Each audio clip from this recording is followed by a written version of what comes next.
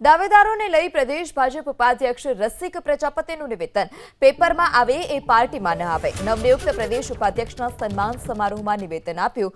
પ્રદેશ ભાજપ ઉપાધ્યક્ષના નિવેદનથી દાવેદારોની ચિંતા વધી।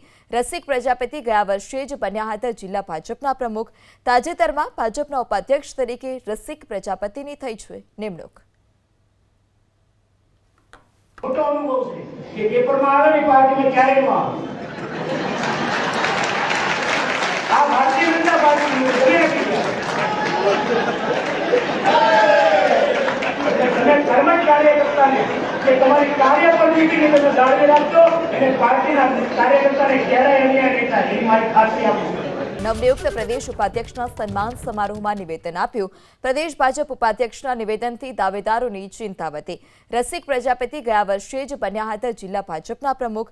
તાજેતરમાં ભાજપના ઉપાધ્યક્ષ તરીકે રસિક પ્રજાપતિની થઈ છે નિમણૂક।